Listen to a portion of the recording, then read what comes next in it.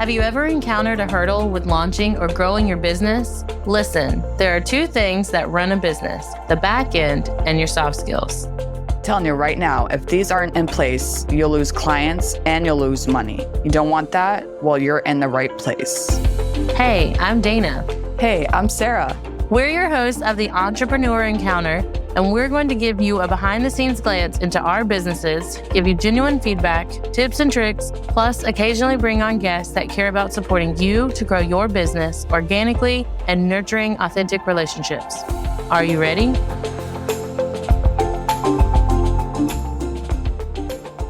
We're going to start things a little differently today with a quote from Winston Churchill, which you may or may not know. If not, I hope you have your listening ears on. It's very important to today's topic.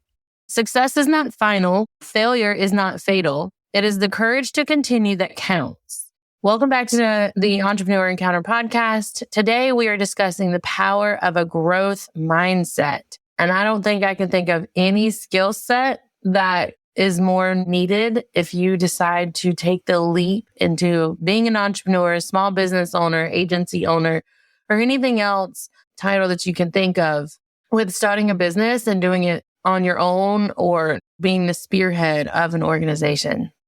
In today's fast-paced and ever-changing business world, success comes down to the mindset that you adopt. It doesn't matter the role that you play in the entrepreneur world, having a growth mindset makes a huge difference.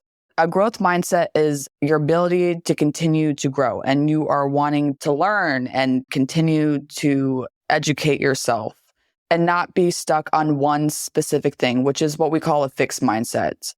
People with the growth mindset are willing to see other perspectives and see the problems not just as problems, but opportunities to grow. I think one of the things with shifting even my own mindset, I'm a CEO. I'm no longer just an employee, but I dove into this whole new title, this new phase, was no longer seeing problems as just problems and saying, well, I can't do this because of this problem. It had to shift into how can I get this done because of this situation? I don't even call it a problem anymore. I'm calling it a situation that has arisen, and how am I going to get over it or move past it or solve it to still reach my goal? Like all that hard work, that perseverance, that resourcefulness is so important to help us reach our goals and our full potential. Because right now, when you're a new entrepreneur, you dream of what your potential is, you know your why.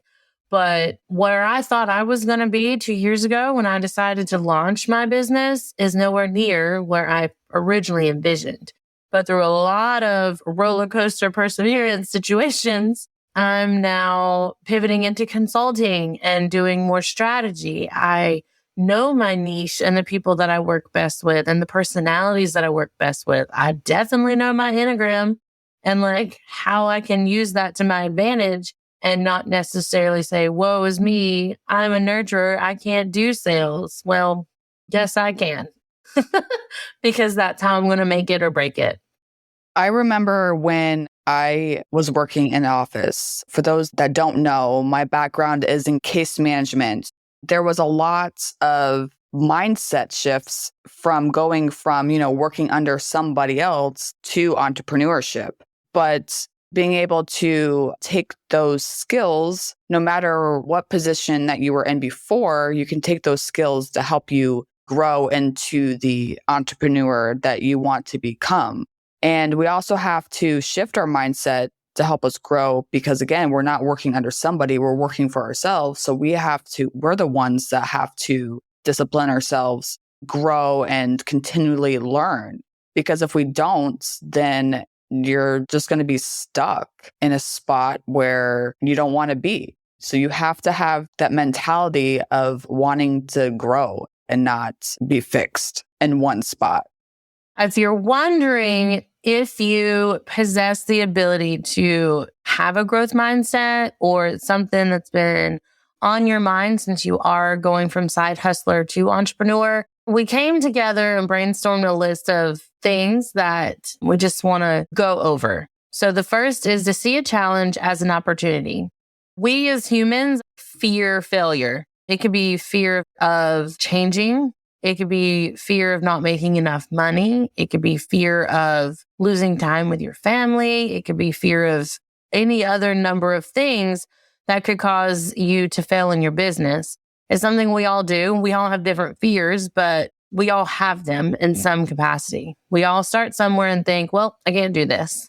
All the negative thoughts flood in, but just understand that it's a normal thing, whether you're an entrepreneur or not. But start trying to baby step and maybe journal it out and like get those thoughts out, tear it up, let it go, and then take those failures and turn it into an opportunity that you can take head on. It's not about proving to someone else that you can or cannot do something. It's about proving it to yourself.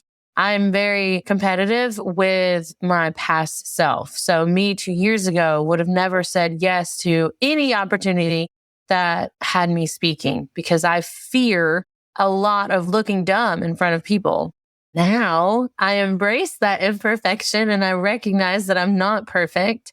And I make jokes on this podcast, even though like I know people are going to hear it. And I show that side of me because that's going to align me with the people I want to work with. And it's going to show them that I've been there and I can support them because I survived and I want to help them survive whatever hurdle may come up.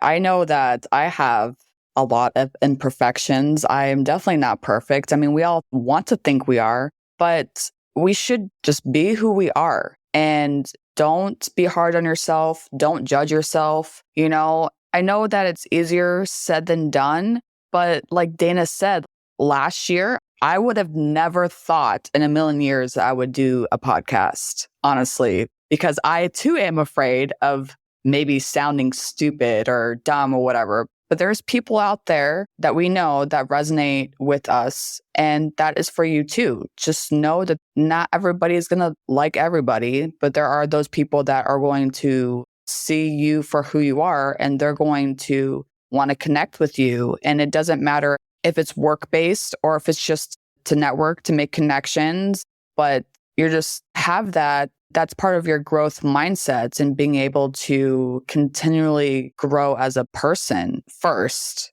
and then grow your business. I learned with toddlers when I would take them hiking because we love being outside and they need space to run. They got a lot of energy. I used to get so frustrated that we never made it to the top of the dang mountain. But then my sister and some like random passing comment was like, it's all about the journey. It's not about the destination. It's essentially the journey. So focus more on the process, the journey of entrepreneurship. Whatever it is that you're doing, whatever niche that you've landed on or decided on, are you enjoying it at all? There's going to be days where you don't enjoy it, no matter what you choose. But overall, are you happy to come to your desk? Are you happy working with the clients? Do they fill you up with joy that you're like, yes, their success is my success? I mean, you need your why and your end goal because that's how you create a marketing minutes plan. That's how you do those things. But if you're not enjoying the marketing minutes, if you're not enjoying the day in and day out experience, then even if you make it to that end goal, it's not going to light you up and you're not going to be fulfilled by the time you get there. You're going to be stressed and overwhelmed. You're probably going to need to see a chiropractor. You're probably going to need to see another form of doctor just to kind of like help align you better. The process is supposed to be enjoyable. It's supposed to be exciting. It's supposed to make you happy. That's where you achieve that freedom is by the joy in the process. Another thing too, stop seeking others for approval. So when I first started freelancing, before I even went into business, because I didn't know what I was doing, for like the first 7-8 months, I was seeking approval. I was making sure that I was doing not right for me, but right for somebody else. Because obviously when you start freelancing, entrepreneurship, being a business owner, you will try to do what others are doing and you get overwhelmed.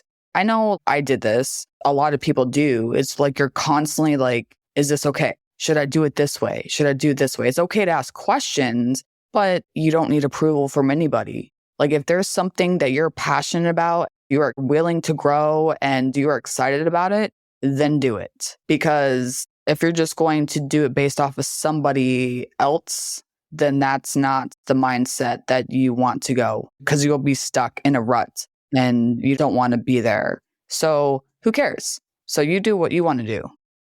I feel like that's easier said than done. And maybe that's a woman thing. People don't come attack me, but maybe that is. I'm constantly seeking the approval of someone. It took me up until my 30s to genuinely stop caring. I mean, I still do a little bit. I had a conversation with my husband. Honestly, I think at the time of this recording, a week or two ago, we gave away our old dresser. Like, I didn't even try to sell it. Just like, someone come and get this thing.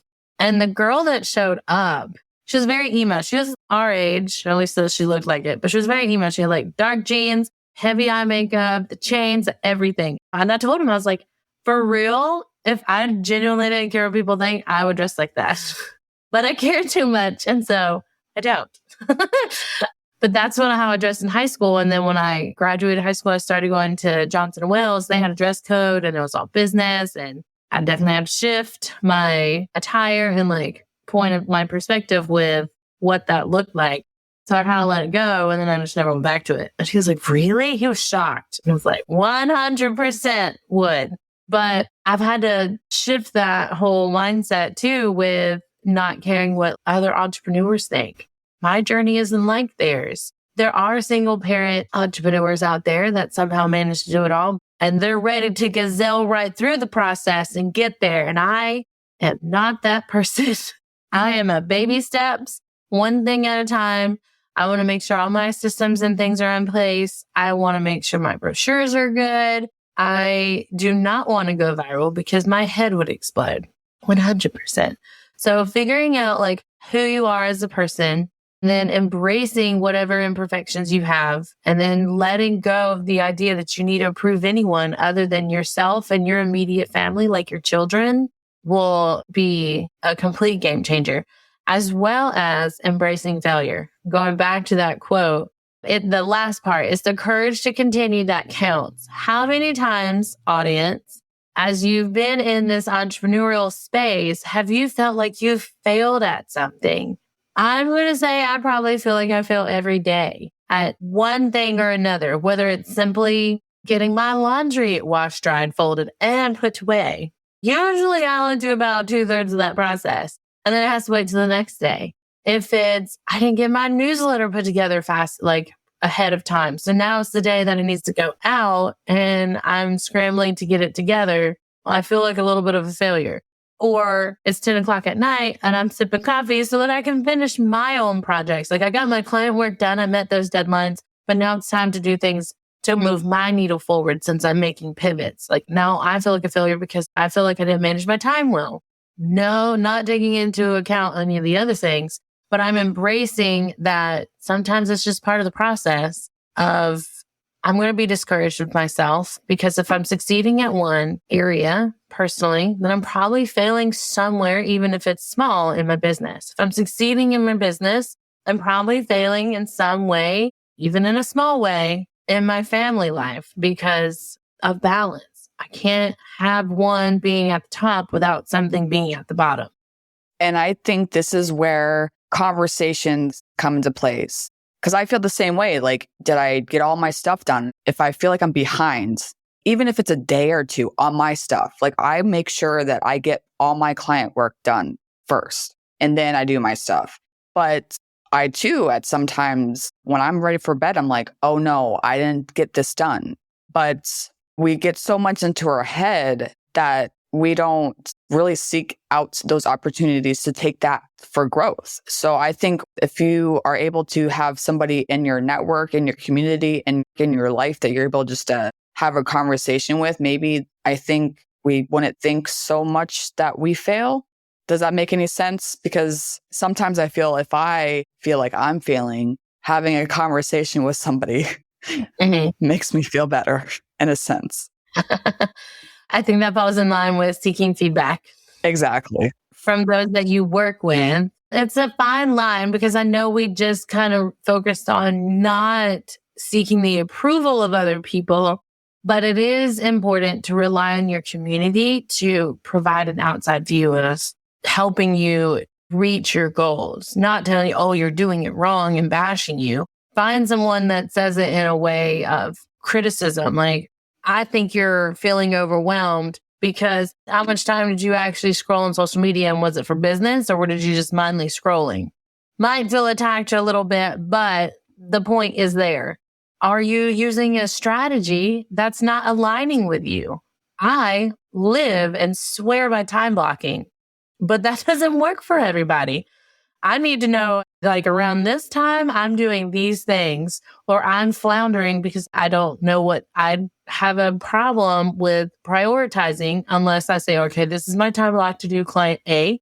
This is my time block to do client B, and whatever it is that they need. I have to get very granular in that. So I'm constantly seeking the feedback of those in my trusted community. My bookkeeper is one of them. Sara is one of them. I'm constantly like, look what I found. Is this a good idea? So that's where, like, seeking feedback, really encouraging like a brainstorming session to promote problem solving and creativity, to show various answers to whatever issue you feel like you're failing at, to kind of restore that balance in succeeding at both in a unified front. The last thing that we kind of want to touch on is discussion groups. So when you're seeking out feedback, you're looking for a community.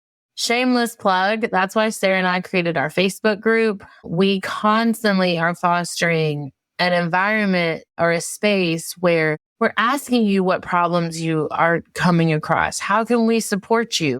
All of our advice in that group is free. You don't have to pay for our time in there. You don't have to pay for any clarity calls that you have with us. Like, we're here to support you, your growth personally and professionally, and seeing you reach the goals through soft skill training. So if you're listening and you haven't reached out or joined the group, please do so. We would love to share all of the value that you get inside of it. Thanks for tuning in to another episode. Remember, soft skills aren't just some fluffy buzzwords that get thrown around in the corporate world. They're the key to unlocking your full potential as a professional and a human being. Don't be afraid to invest in yourself and seek out opportunities to improve your soft skills. Sara and I have a variety of workshops, online courses, and complimentary clarity calls for you to practice in real time with us. Links are always in the show notes. And be sure to join us next time for more insights, tips, and tricks to help you succeed in your entrepreneur encounter.